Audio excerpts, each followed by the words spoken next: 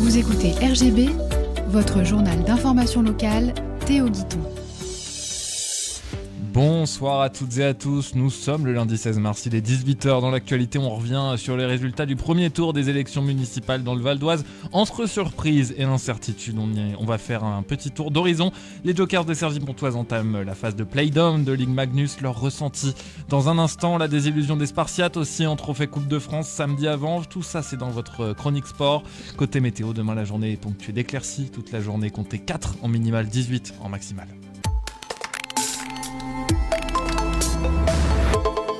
Le premier tour des élections municipales, c'est terminé. On connaît maintenant les résultats pour les communes du Val d'Oise et du Nord des Yvelines. Nous concernant, tour d'horizon avec Juliette Brunet. On commence avec ceux qui sont au coude à coude.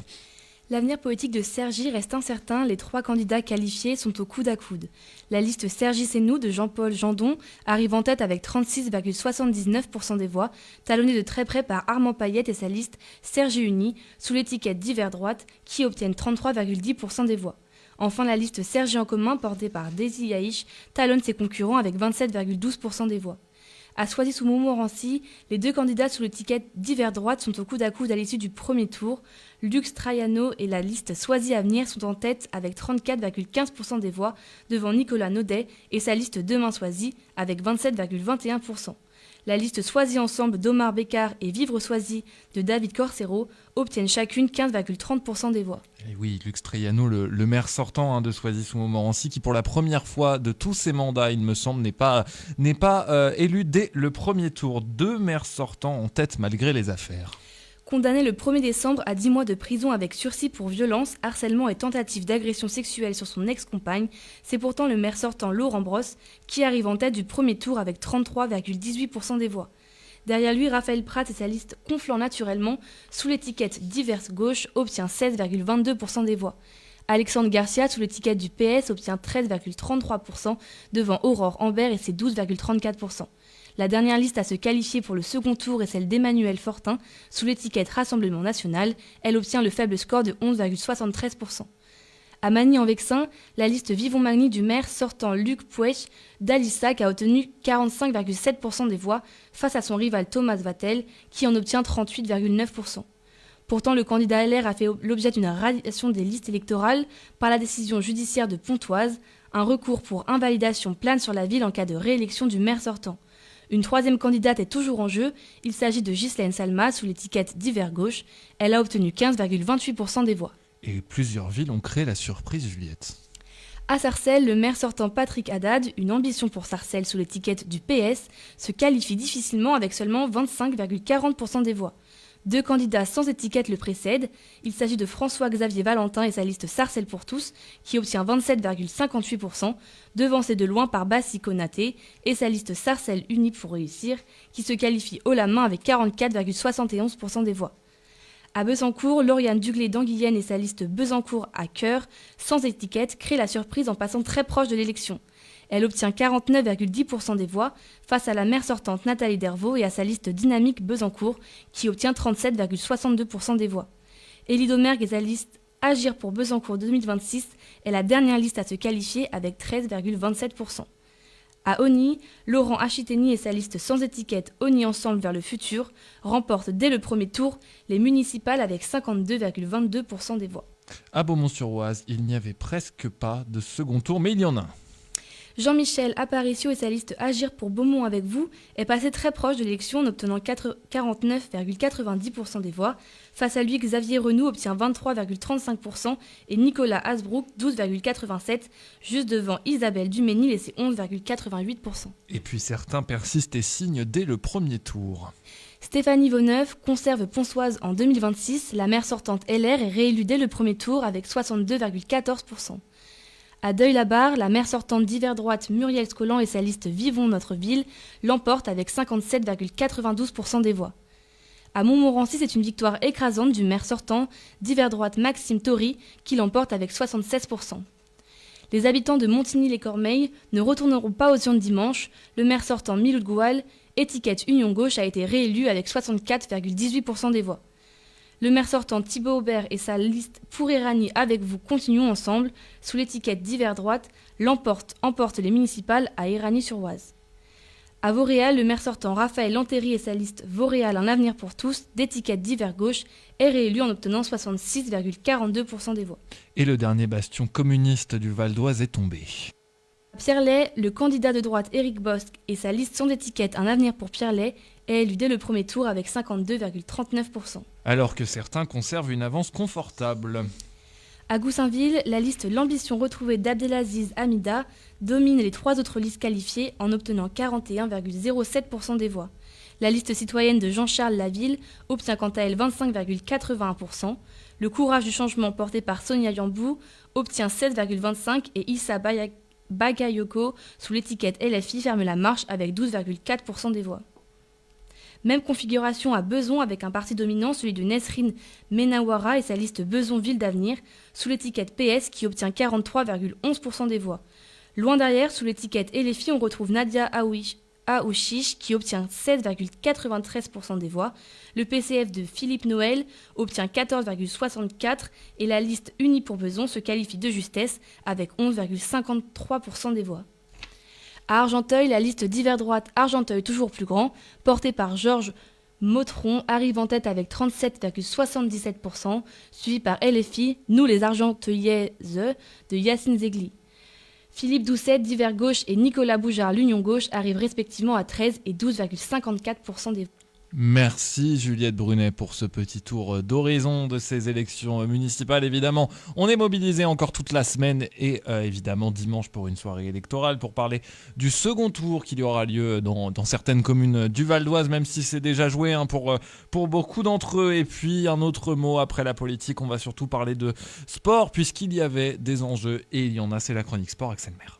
RGB. Allez mon petit bonhomme. Ça va centrer. Et Draxler, le 4e but. Actualité sportive.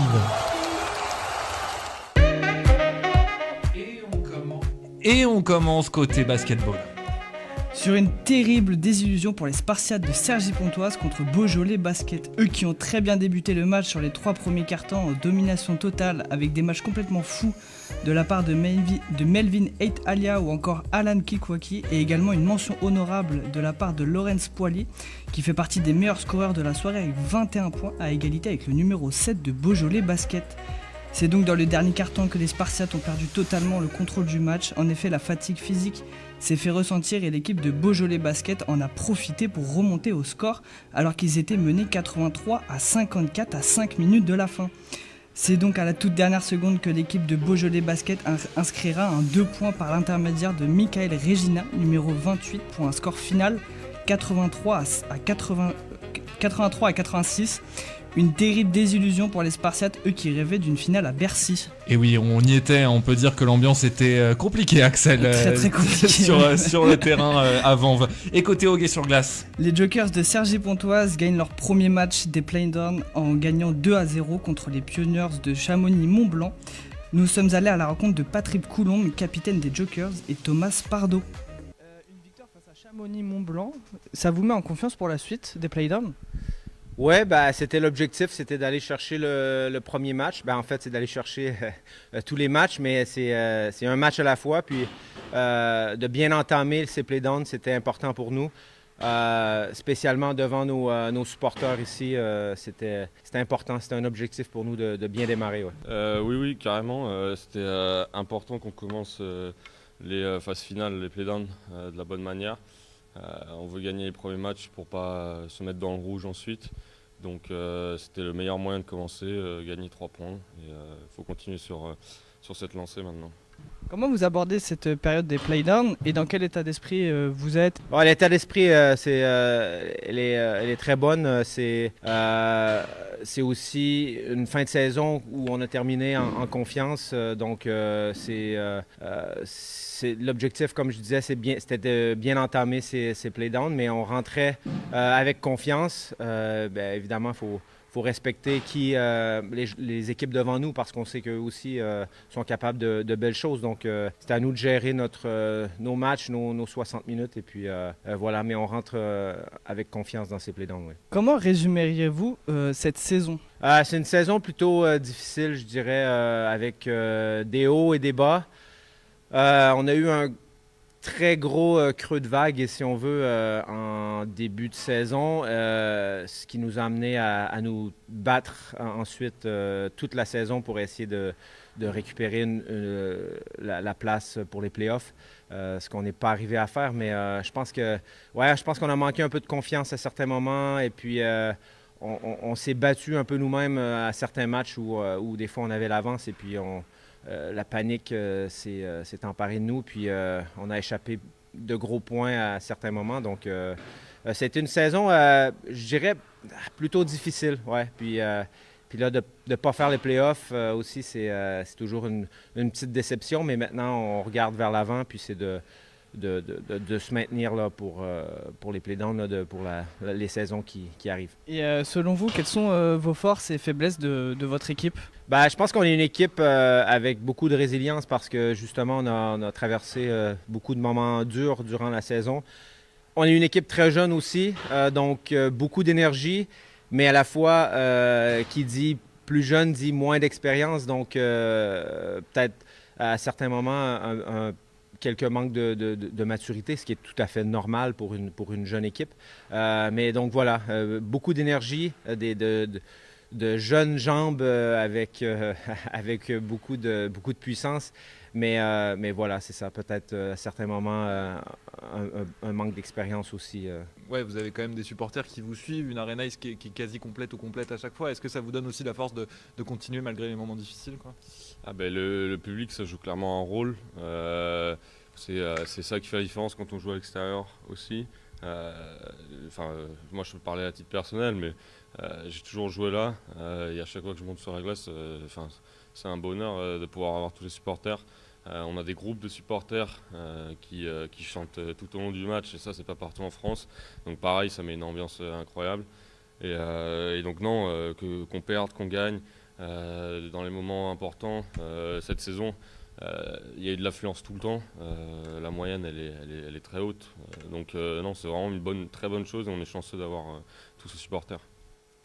Et pour soutenir évidemment les Jokers, ça se passe vendredi à domicile face à Anglette. Merci Axel Maire, rendez-vous lundi prochain pour une nouvelle chronique sport. C'est la fin de ce journal. Prochain rendez-vous d'information, c'est évidemment demain. On parlera politique, évidemment, avec ce deuxième tour des élections municipales qui se poursuit et qui se poursuivra jusqu'à dimanche prochain. On se donne rendez-vous donc demain à 18h. On se donne rendez-vous aussi évidemment à 19h avec le 100% football amateur de Farid Roas.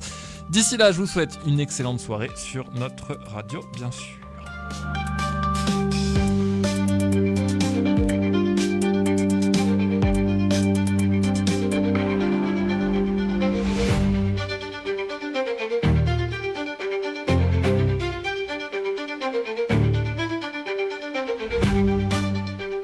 Et du côté de votre programmation ce soir, vous en aurez pour tous les goûts.